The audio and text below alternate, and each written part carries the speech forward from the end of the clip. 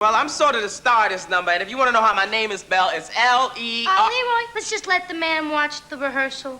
She can put you off with her attitude.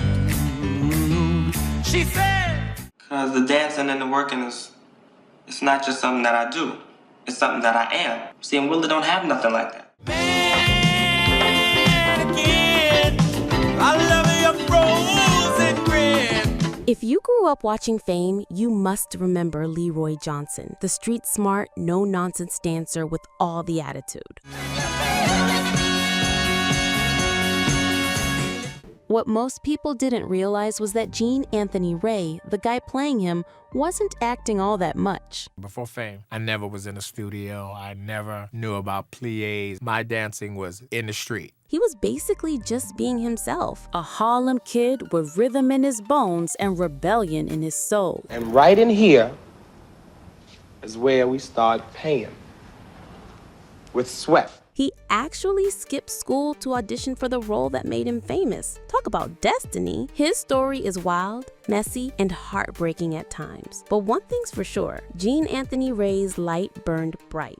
Now I have feelings that I never even had before. Sometimes I wake up in the middle of the night and have to make sure that I'm still in California, make sure it's not a big dream. Born on May 24th, 1962 in Harlem, New York, Ray, from day one, seemed like he was built for the stage. It was locally known if I was coming to a dance contest, be minimized because people wasn't coming because I would win every year. Growing up on West 153rd Street, surrounded by block parties, street culture, and music blasting from every corner, dancing wasn't just something he did, it was part of survival. My dancing was in the street. And when I say in the street, I don't mean for money in the street. His moves were raw, fast, and real, straight from the sidewalks of Harlem. He even made it into the prestigious High School of Performing Arts, the same school that would later inspire Fame. But let's be real, Ray wasn't exactly cut out for strict rules. I got kicked out of performing art my first year. I had problems with the teachers, and every time I would get upset, I'd just lose my head and I cursed them out. I had problems, and I got kicked out of the high school of performing arts. He was too wild, too unruly, and eventually, he got expelled. His mother, Jean E. Ray, once admitted he was a wild child, and honestly, she wasn't wrong. I had that Harlem instinct, so I was always fighting. I would fight a lot every time.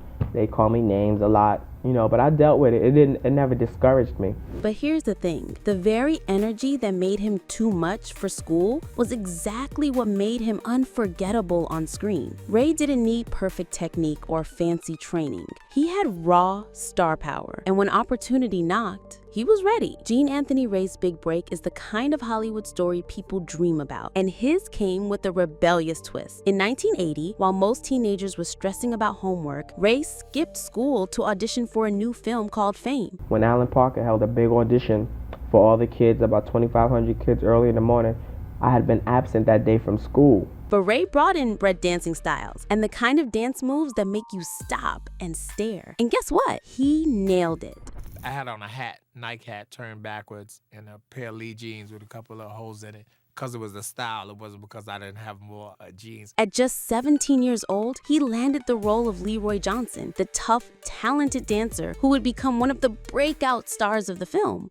I worked so hard to get me a man, don't try. The movie was a hit, and Ray was instantly unforgettable. His rawness wasn't just acting, it was who he was. Leroy didn't follow rules, and neither did Ray. The audience loved it, as he embodied that dream of street kids making it big without changing who they are. Holly, you wouldn't want me to give you special favoritism just because we're friends, would you? The success of the film opened the door to even more Fame. When Fame was turned into a TV series in 1982, Ray returned as Leroy. And this wasn't just a cameo. He stayed on for 5 seasons, appearing in 116 episodes. Just because I'm an assistant, you probably think you got it easy. Well, you got another thing coming. Week after week, he brought the same electricity to the screen, dancing like every move was a fight for survival. But Fame wasn't just an American phenomenon. The cast, branded as the kids from Fame, went on tour in the UK, and the reception was insane. They sold out major venues, including the Royal Albert Hall in London.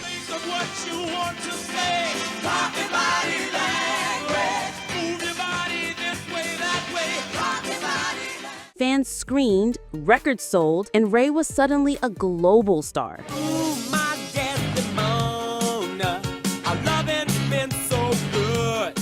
But behind the applause, cracks were starting to show. Fame didn't change Ray's wild streak. He missed rehearsals, clashed with producers, and made headlines for the wrong reasons. Eventually, his mother, Jean E. Ray, arrested in a major drug scandal, added more chaos to his life. By the mid-'80s, he was fired from the show. The same fire that made him magnetic on screen was now burning bridges behind it. Still, Ray didn't stop chasing the work. With his name already buzzing from fame, he was able to land other roles that showed he wasn't just a dancer. In 1981, he played Friday in Vendredi ou La Vie Sauvage, proving he could hold his own as an actor and take on parts that pushed him outside the box people wanted to keep him in. You know the first thing they teach you at that survival course? And that's not to let the person that you're trying to save pull you under. You pulling me under, man. He even gave Broadway a shot, stepping into the spotlight for the stage adaptation of Carrie. Me, that's not true.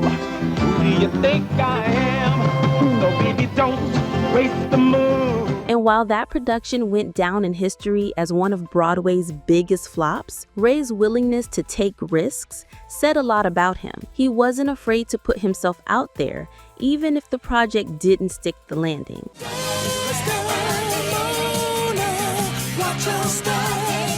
Ray never really stopped hustling. In the 90s, he turned up in commercials for Dr. Pepper and Diet Coke, proving his charisma could sell just about anything. He took roles in films like Out of Sync in 1995. Got 1 week, my brother, to come up with that money. Are we straight about that? Yeah, we straight. All right. And Eddie in 1996, where he not only acted alongside Whoopi Goldberg, but also worked as a choreographer. That behind-the-scenes credit showed that Ray wasn't just a performer. He could create movement and tell a story through dance. My friends say I'm a fool, it doesn't matter. They don't see you as I do. He even popped up years later in the 2002 movie Austin Powers in Goldmember, reminding fans he still had the spark. And then in 2003, he appeared in the BBC documentary Fame, Remember My Name, reflecting on his roller coaster journey, which would become his last project. In performing art, you had to do ballet, classical in the morning, and then all your academics in the afternoon. Looking back, Ray's career feels like a classic tale of raw talent meeting rough reality. He had the moves, the charm, the star quality, but not always the discipline that Hollywood demands. In some ways, he was too real for an industry that loves polish and control.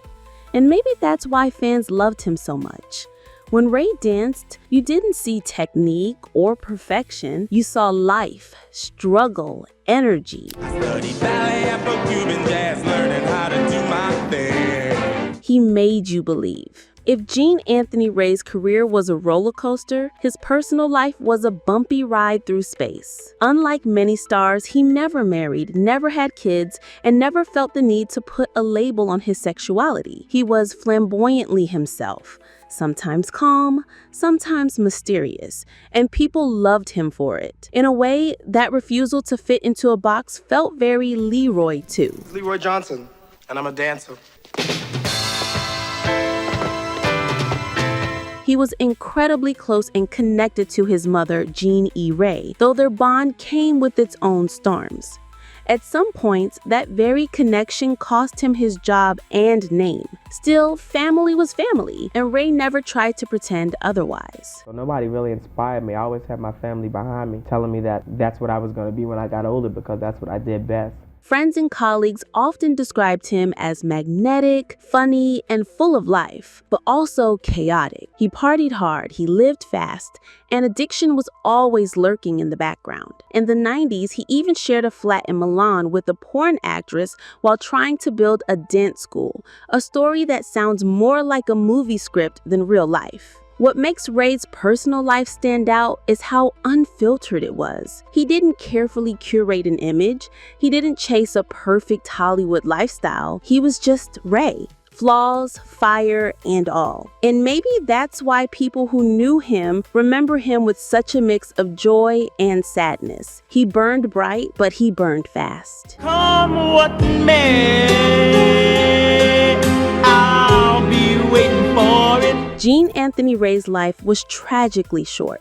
On November 14, 2003, he died in New York City at just 41 years old after complications from a stroke. It was later revealed that he had also been living with AIDS, something he never hid from those close to him. For someone who lit up screens with so much energy, losing him that young felt like Hollywood lost a spark it couldn't replace. I lost so many of my boys to AIDS, and that was a hard thing for me because we didn't understand it back then. We didn't quite even know what we were dealing with. As for his net worth, reports suggest he had earned well through his work, but much of it didn't last. The discipline that fueled a lasting fortune just wasn't part of his story. Estimates put it around $1.5 million at one point, though the real figure is less important than the impact he left behind. Because honestly, when you think of Ray, you don't think of numbers, you think of Leroy and fame, tearing up the floor with his raw Harlem energy. Out of the neighborhood, I was always the one to win all the dance contests, every block party we have. You think of the kid who skipped school and stumbled into stardom. You think of a man who, despite his chaos, changed what dance on screen could look like. If your work, what you've done, have inspired somebody to do well and do something positive in this crazy world today, it's worth it. His legacy isn't neat or polished, but it's unforgettable. He brought street authenticity to mainstream entertainment, gave audiences a character who felt real, inspired countless young dancers who didn't see themselves in ballet shoes. But for everybody who remembered that film, always say, especially people who wanted to be actors and singers and went on to do that, said I inspired them. Even now, decades later, whenever fame reruns or clips pop up, Gene Anthony Ray's presence jumps off the screen. You won't see his name in the Guinness World Records, on big award lists, or in fancy halls of fame, but his impact is still stamped in pop culture. And that's the kind of immortality no scandal, no struggle, and no short life can take away.